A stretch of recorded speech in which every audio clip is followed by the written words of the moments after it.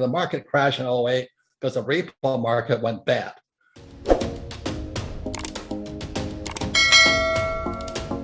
We are just coming out of the longest bull run in history, 11 years. Started in 2011. And at 2011, I made the biggest fortunes of my life because that was the MBS, mortgage-backed securities, and the CDO crashes, the real estate crashed. And I backed up the truck and I borrowed $300 million to buy the best real estate all across the Southwest.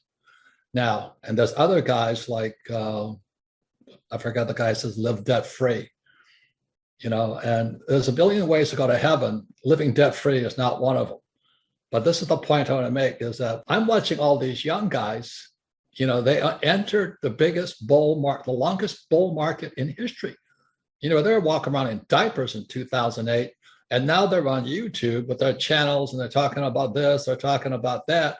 They've never seen a crash. And this is going to be the biggest crash in world history. And these guys are giving advice. So it's my way of saying to your audience, find out how old they were when they were wearing diapers. And be careful who you're taking advice from. How old are they? Because this is the longest bull market in history. And I look at some of these young kids, and I own some Bitcoin, I own some Ethereum. But they're all saying the same thing. This time it's different, and Bitcoin's crashed. But talk about study. Look at this book here. This is my friend, Jared Griffin. That's study. Yeah. And so then the Federal Reserve Bank, I can't believe that. I mean, people say, don't fight the Fed and all this. Well, my question to everybody is this. Can the Fed print oil? Can the Fed print gasoline? Can it print food? But everybody sits there and they've been brainwashed by Wall Street to go, do as the Fed tells you to do. Well, you got to be kidding me. Those guys are the three stooges, Janet Yellen, Biden, and Powell. You got to be kidding me. Why would you listen to them? This market crash, I've made more money in the last 3 years in my whole life. And so that's what I want to talk about with you today, is that there's other ways of looking at investing, but to think that Powell is going to save you when, as you may know, the reverse repo market is running at $2 trillion a day today. Right. $2 trillion a day. And people are listening to Powell? You got to be kidding me. and look at Janet Yellen. We're entrepreneurs. We're not just real estate guys. We're entrepreneurs. We start businesses. We own businesses. I think people have been brainwashed by the Fed, the Treasury, and whatever those guys are. Go to school, get a job, pay your taxes, get a high-paying job, and invest for the long term in a well-diversified portfolio of stocks, bonds, mutual funds, ETFs. It was in 1974 when I came back from Vietnam, a two-tour Marine helicopter pilot. I saw communism at work. It was not pretty. And I come back in 1974, they passed ERISA. ERISA stands for 401k right now, or IRA. And I went, oh my God, they're funneling my generation, the boomers, into the stock market. And they don't know anything about money. And in 1974, the biggest exodus, Adam, was school teachers suddenly becoming financial planners. I watched that with horror. Interesting. I watched it in horror. That's the poor leading the blind. And today we have baby boomers who are hoping the stock market stays up in their 401k just as Social Security goes bust. You think that's an accident? That's all I'm saying. I'm just a Marine. I'm a dumbass Marine lieutenant.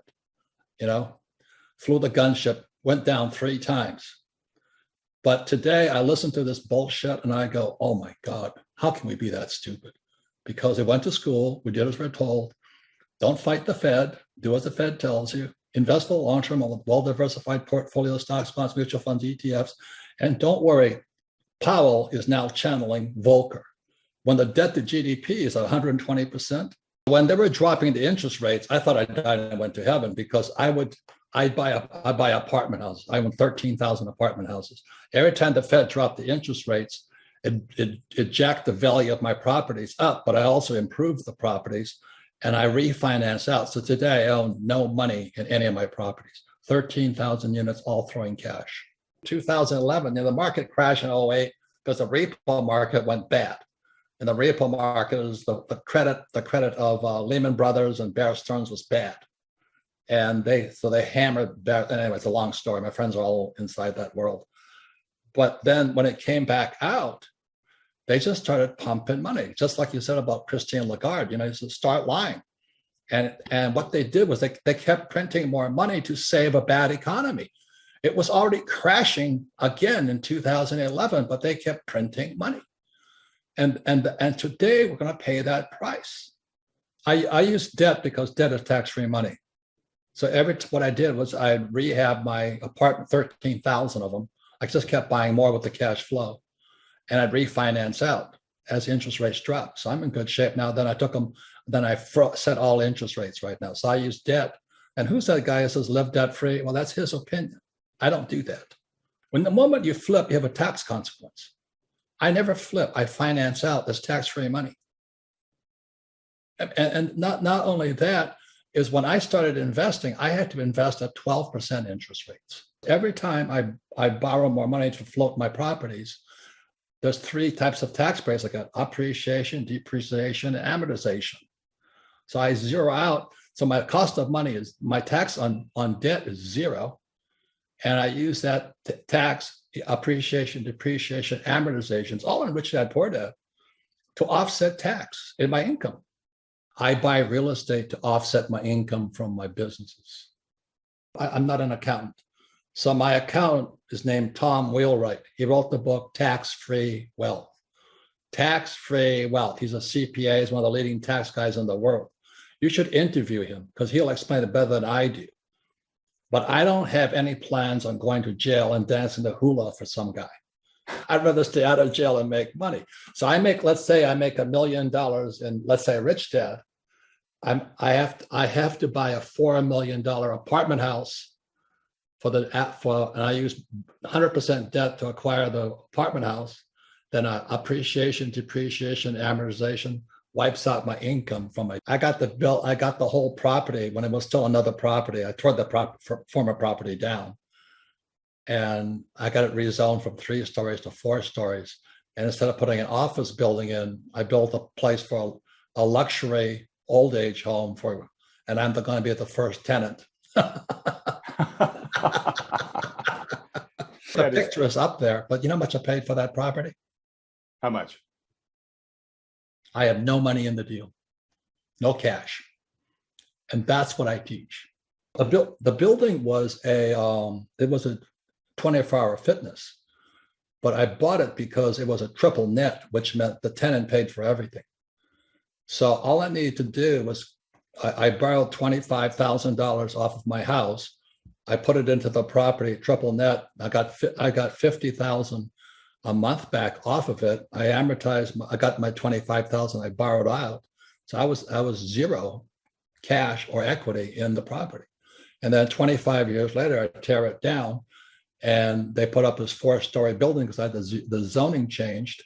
Because you have to tip your politicians, as you know what I'm talking about, campaign contributions. Right. I do everything legally. I'll say it again. I don't want to dance the hula in some jail. You know what I mean? You do it legally. I have good accountants, good attorneys. But that building is up, and they pay my estate. And my wife and I, we're going to roll all of our money into a fund, a foundation, and we'll pay it forward for the rest beyond when we're dead. We're giving all the money back. We're not keeping anything. We don't have kids. So everything we do is using the tax law and corporate law to give back to society. The zoning in the area was 3 stories. And like I said, Donald and I are good friends. And he took a run at it. He was trying to buy me out. So I said, what the hell's he up to, my friend? He said, he's going to try and change the zoning. I said, well, if Donald can do it, why can't I? So I called my city councilman, who we made a generous campaign donation to, as you know the game. And he got it through legally. Everything is legal. We got all the neighbors to agree with it. We said, we're putting an old age home here. It's going to be quiet. There's not going to be a rock and roll band in there and all that. They were so happy with us.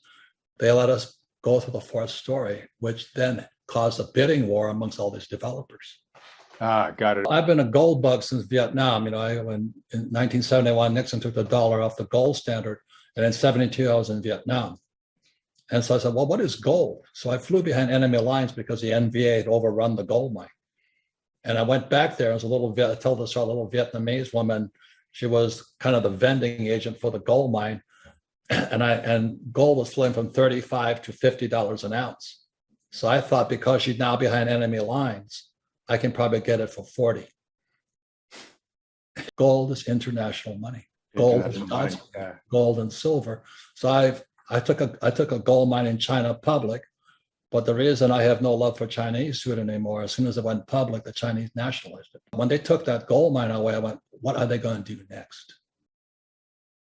You know what I mean? Yep. And so because I had all that experience, when this gold mine in Utah came up, it's a 140-year-old gold mine that's producing. It cash flows gold, 383 ounces per ton. And the reason they couldn't find it was because a real estate guy owned it. And he was going to develop this mine for something. And my partner out of Vancouver, British Columbia, went in there with new technology. He says, there's so many veins of gold down here. It's incredible. So a 140-year-old mine in Utah is going public this summer. But it paid off getting screwed by the Chinese. When Biden took the Keystone XL pipeline off, my oil I was selling from the ground, which is a tax break also, went from $30 a barrel to $130 a barrel. Today it's like $120. Yeah. But I went, oh my God, this guy Biden is going to bankrupt us. I'm not saying him, but there's somebody who wants to bankrupt because oil is the lifeblood of civilization. I worked for Standard Oil of California as a tanker officer when I graduated from school. I understand oil. I was on the Alaska pipeline and all this. I'm like, he's screwing us. So when he raises inflation, the poor and middle class will go broke. And that was just done as soon as he was being done before he took office. And so I'm looking at this guy's going to sell America down the drain. I'm not saying it's him, but somebody wants us to go broke. I have oil wells. I get tax breaks for those because I don't invest in oil stocks. I work for Standard Oil, but I don't invest in Standard Oil. I invest in the oil in the ground. I'm a wildcatter. Everybody says don't do it. I don't recommend it, but I like doing it. My gold mines don't do it. I like doing it. But the biggest thing of all is food. There's more opportunity today than ever before, but not if you've been brainwashed into going to school, getting a job, paying taxes, live debt-free, and invest in the stock market. You know, this bubble right now, Adam, is a bigger bubble than 2008. This is the everything bubble.